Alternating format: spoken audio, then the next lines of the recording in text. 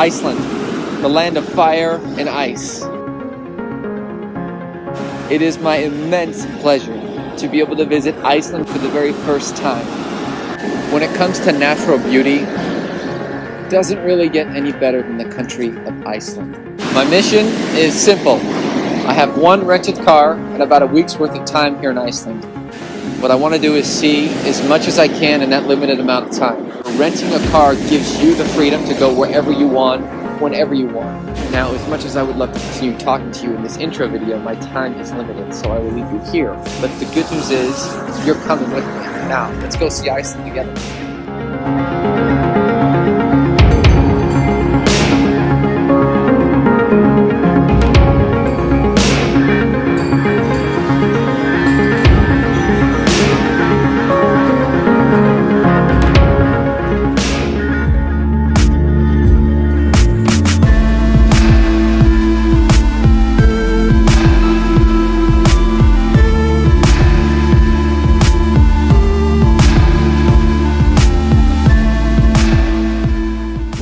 To hiking and trekking, Iceland just might do it better than any other place on earth. At the very top of the list when it comes to hiking in Iceland is the Laugavega Trek.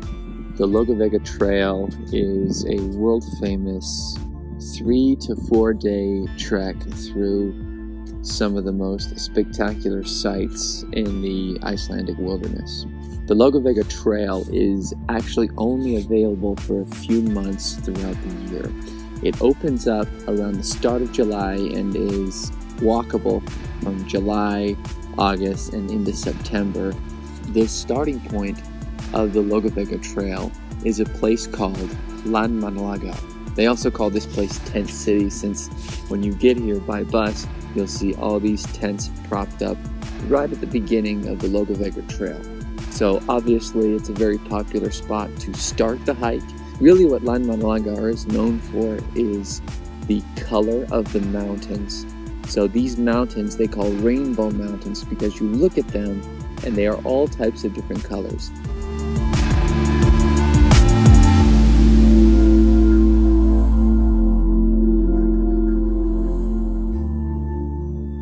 There's actually a pretty prominent peak, a high mountain called Mount Blanjuka, or the Blue Peak. You can go to the very top of the Blue Peak, which is a pretty serious hike, and get a terrific view.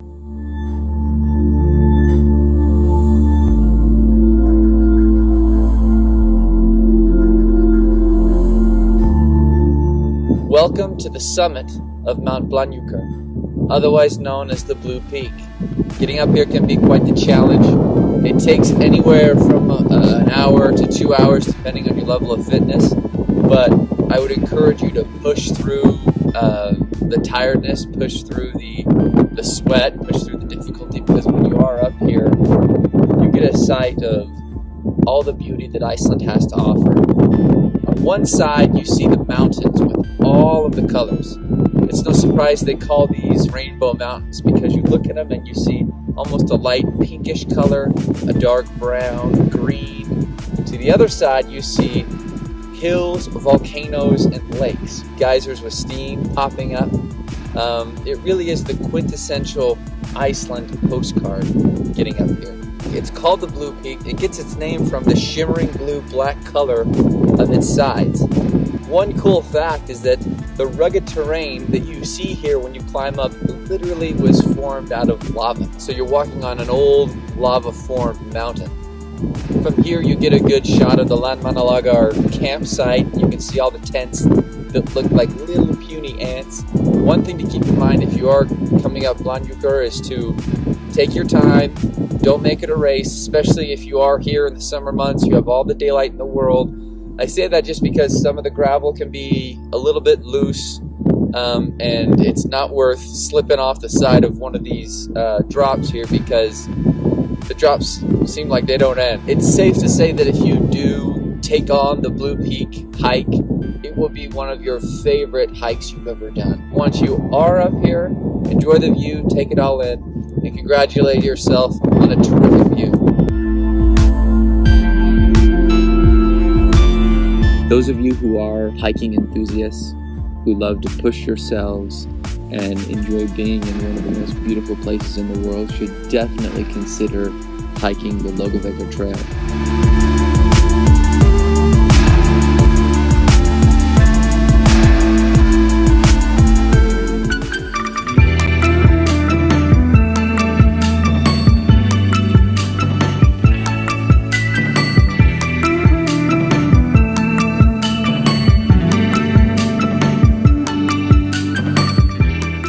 Looking at is the photographed mountain in all of Iceland. Kirkjufell, this towering peak right off the side of the highway.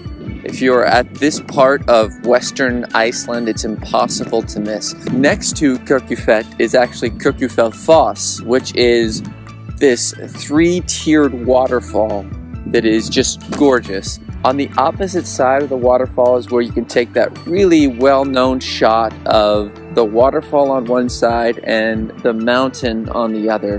Where we are now is just around this lake, just about a 5-10 minute walk from where the waterfalls are at the Kirkjufell entrance. So it's relatively close enough for a day trip. And if you are going to Reykjavik, certainly put this on your itinerary, even though it is a few hours away. You see just how gorgeous it is and how isolated this peak is. It's something kind of straight out of a Disney park or a Disney story. It really is beautiful, and you can spend as much time here at the lake, at the waterfall, and certainly enjoy the scenery.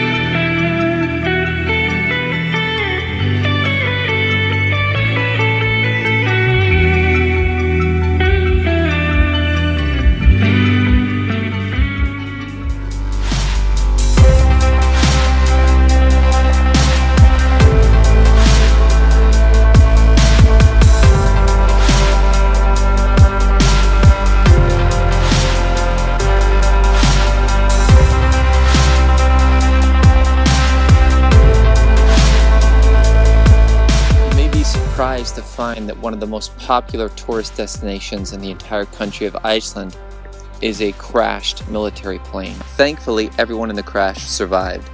The result of the crash was just a pilot error.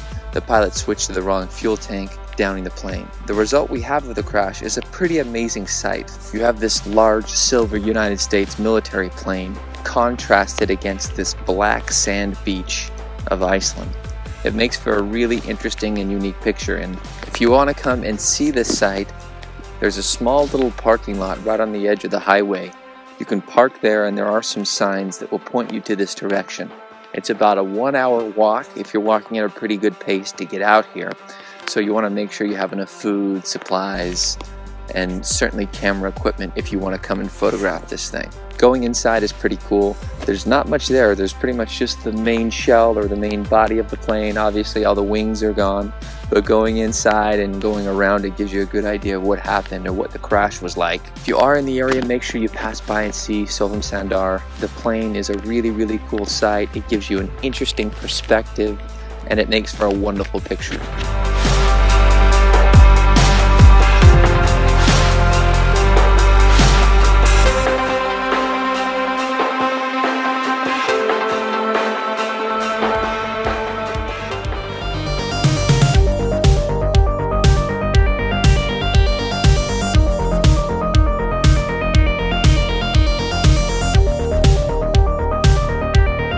Willing to bet that you've probably never seen a beach quite like this, otherwise known as Diamond Beach. There are a few things that make this beach really unique.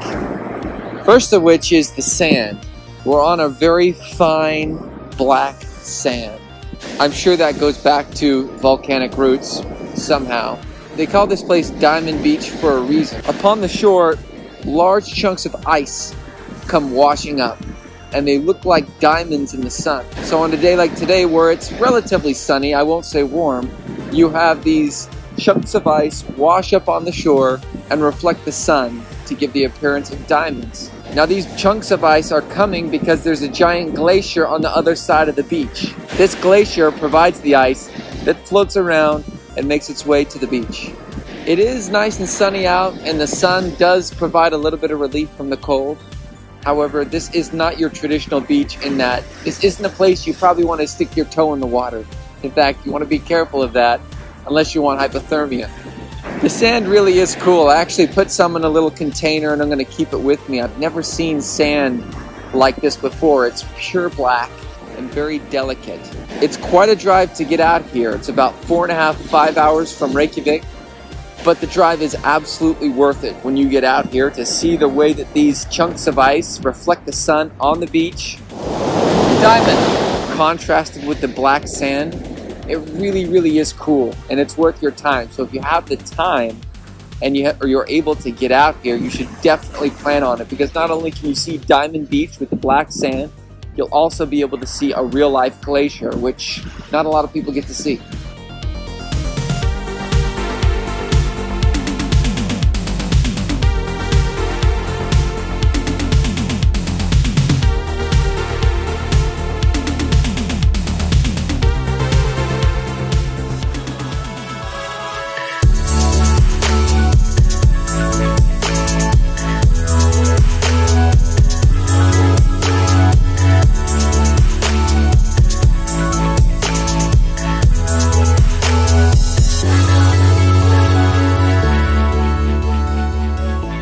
We're in front of Gullfoss, one of the most famous spots in all of Iceland and a premier attraction on Iceland's Golden Circle. Goes without saying that this waterfall has some serious firepower. In fact, so much so that early in the 20th century, it was considered using this waterfall as a power resource. There was speculation about harnessing so much power from this waterfall that it could eventually generate electricity. Gullfoss is a waterfall that cascades in 2 stages. The first stage is about 36 feet high, and the second stage is a staggering 70 feet. Where we are right now is close, maybe a little too close for this video, but I wanted to give you an idea of just how massive this thing is and how much power it generates. This waterfall is considered by many to be the most beautiful and prominent in all of Iceland. In Icelandic, Gullfoss means golden waterfall. It was given that name because when you look at the waterfall in the sun, it has a golden tinge to it. If you are making this stop on your Golden Circle trip to Reykjavik, make sure to come and get as close as you can. Be warned, however, the closer you come, the more wet you will get. The runoff from the water splashes often the people who are here watching. So long as you stay back from before the waves, you'll be okay. But just get ready to have yourself and possibly your camera equipment get a little bit wet. But trust me, it's worth it. This waterfall is beyond cool. So please come here and just appreciate how powerful and really how awesome this place is.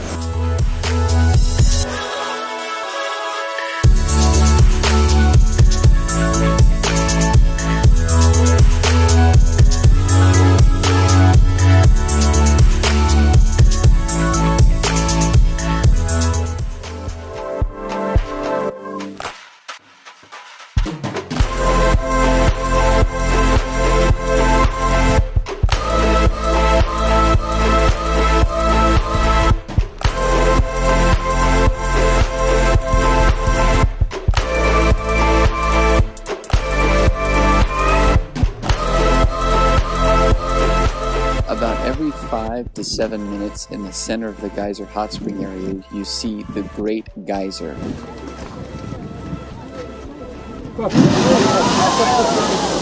Now this is a very large geyser that shoots boiling water up in the sky about 100 feet. If you go to the fountain shows at Las Vegas or Dubai, this is essentially nature's version of that. And when you get nice and close to these hot springs, you can feel the heat as the steam comes off the boiling water. Geysers actually surround this entire area.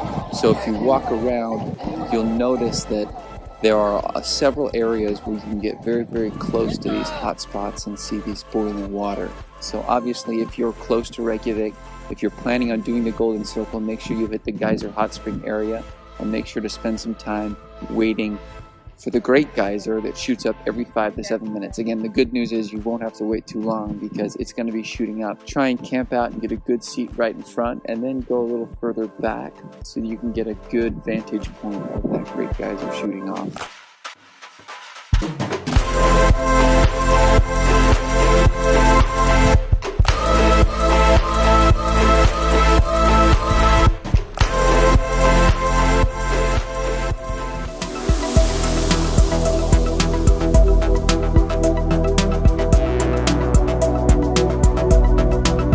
If it's not on your list already, be sure to put Iceland as one of the go-to waterfalls to visit. What makes this waterfall so unique is that you can go behind it. Having a path that you can hike, run beyond the curtain of the waterfall gives you that really unique perspective that you don't see really anywhere else.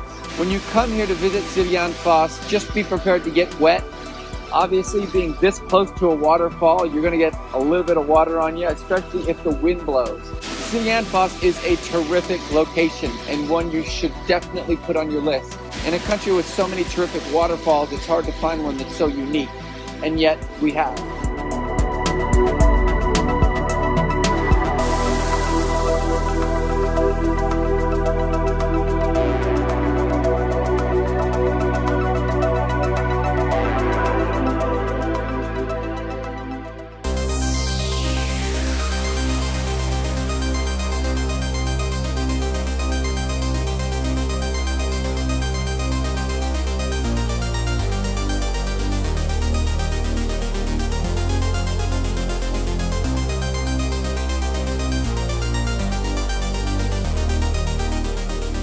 What you are looking at is the most famous church in Iceland.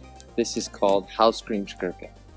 Hallgrímskirkja is the tallest building in all of Reykjavik and the 6th tallest building or edifice in all of Iceland. Understandably, it's kind of a hotspot for tourists to see this really incredibly unique looking church in the center of the city. Hallgrímskirkja is visible from nearly any point in the city. You can always see the tip, very recognizable as it has the statue of Leif Erikson just right out in front of it. You can go inside for free like most churches in Europe, although when you do go on the inside, it is uniquely different from most of the major churches and cathedrals that I've been into in Europe. It's got much more of a modern, nice, clean feel to it. You go into some of these churches in Europe, they're very, very old, and you go inside and they're beautiful, but they're beautiful in a more antique sort of way. They look a little grungy, dirty, they essentially show their age. When you go inside Hallgrímskirkja, it's almost going inside of a hotel lobby. There's carpet, nice marble, the organ looks nice and clean, stained glass looks really, really clean. It's well lit, it's not dark on the inside, and I was almost a little bit shocked and surprised by that, because most of these big churches you go into in Europe have a very much of an old school feel. Going inside is well worth it. It is open to the public, so you can go in. Just make sure you're respectful, that you're not talking very loudly, you're not snapping pictures with your flash on, and you can stay as long as you like, or as long as the church is open. It was designed by the state architect Guðjón Samuelsson in 1937. The church itself was named after one of the most famous poets in Iceland, Hallgrímur Pétursson. And really the design was meant to encompass Icelandic nature. That's what kind of went into the design. You can kind of see it seemed like it's almost like cut out of ice or cut out of stone. One common misconception about the church is that it's often confused or labeled the Cathedral of Reykjavik. It is not. The Cathedral of Reykjavik is actually in a different spot. This is just probably the most well-known church if you are in Reykjavik.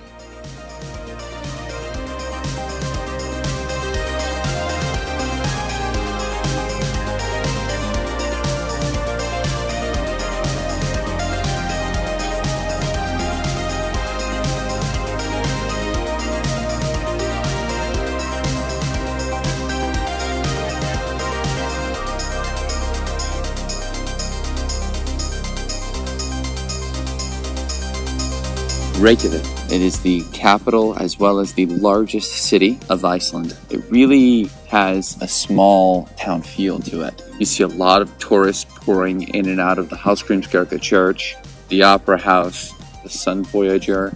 It's clean, it's safe. Overall, it's a very wonderful, charming city. Reykjavik is definitely a city worth exploring. It's most likely that if you come to Iceland, you'll be spending at least some time here. I would recommend that you explore the Hallgrímskirkja Church, the Opera House, the Sun Voyager, Laugavegur Street. These are areas all within 5 to 10 minutes of each other by foot. You never really get that big city hustle and bustle feel, even in the capital, a city with over 100,000 people.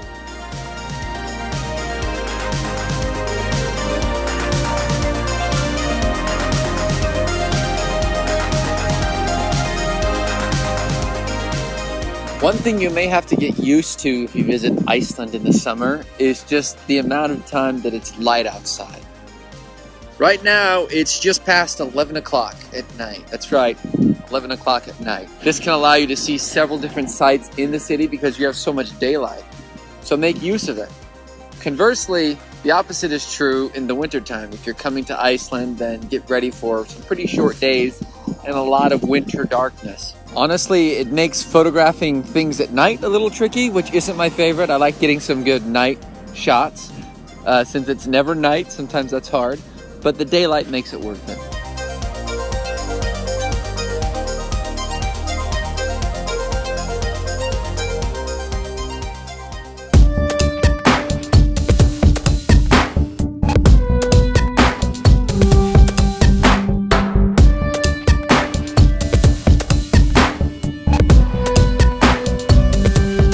Actually a lava beach. The sand here, which is black, was made out of ash. There are actually several lava beaches here in Iceland, but this is probably the most famous one. This is a very famous, popular spot to take photographs, especially with the rock formations in the ocean. Instead of being real sandy, it's more rocky, especially the closer you get to the water. So you get to the water and it's mini rocks, which really is better. The sand doesn't really get everywhere and annoy you. The rocks themselves are a little easier to deal with. You see this enormous natural pyramid made of basalt columns, and people think that they look like a staircase to the sky, and often you'll see people climb these, and it's really a natural wonder, and it complements the beach very, very well. Try and come here too in the evening where you can catch a sunset, which are just gorgeous.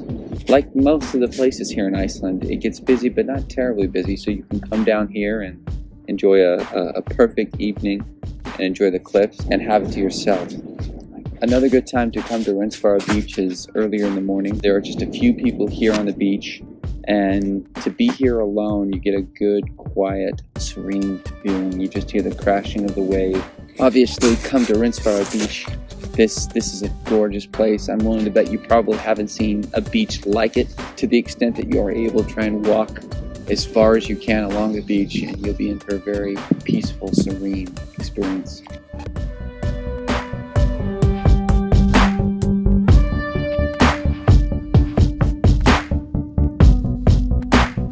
There are some pretty cool tall tales associated with Rensfara Beach. For example, the famous columns that you see when you first get out on the beach. Legend has it that these large basalt columns were once trolls trying to pull ships from the ocean onto shore.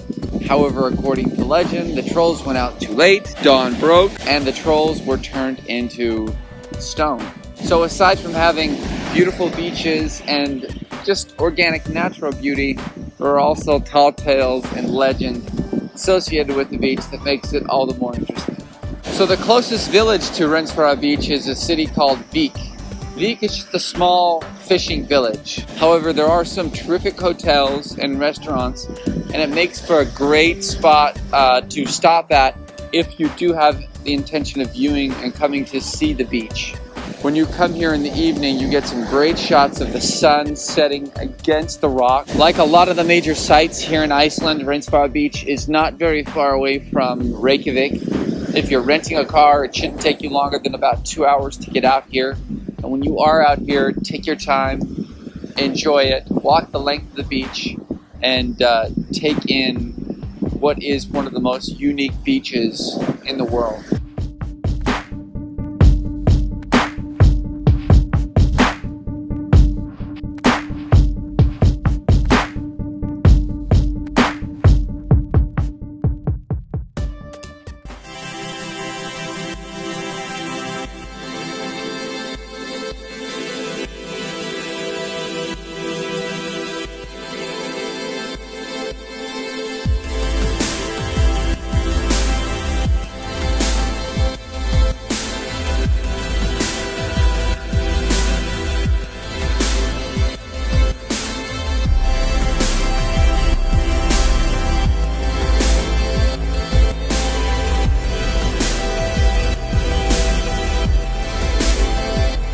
So, are you impressed yet? Welcome to Skogafoss, the crown jewel when it comes to waterfalls in Iceland. Skogafoss is 200 feet high and a towering presence as you're driving by the small village of Skogar. Now, Skogar is just about an hour or so out from Reykjavik, so doing Skogafoss in a day is totally doable. Skogafoss is also the end point of the Laugavegur Trail. You'll see a lot of people starting their hike here or ending their hike here, depending on the direction. Like Gullfoss, Skogafoss is incredibly powerful. When you get here at the parking lot, you can just hear the sound of the water crashing up against the ground. Now, although not terribly advisable, especially if you have very expensive camera equipment, you can walk up right to the very, very front of the falls. This will give you an idea of just how powerful this waterfall is. Make sure you're careful. You will get wet, as will your equipment, but it will be a very, very cool experience. Just to the side of the falls is a trail that leads up. Now, this trail will take you the opposite direction of the Laugavegur Trail. So that means after you pass Skogafoss, you will go and pass about 25 other little waterfalls. If you keep going on this trail, you'll eventually go on the road to Thorsmark, where you'll see the Fimmvörðuháls Pass. It's likely that you've seen Skogafoss in either Hollywood movies, commercials, or promotional materials. This is the quintessential image that appears in people's minds when they think of a waterfall. Skogafoss is accessible and visited by many all throughout the year. You can even come here during the winter time. It is a lot more cold and slippery, but still nonetheless very, very beautiful. If you have an affinity for waterfalls, or if you just want to see an awesome and terrific spectacle, you must come visit Skogafoss. As beautiful as it looks in pictures, they do not do the real thing justice. You will be mesmerized, you will love it. So make sure you put it on your list. Do not miss it. Make sure you bring your poncho.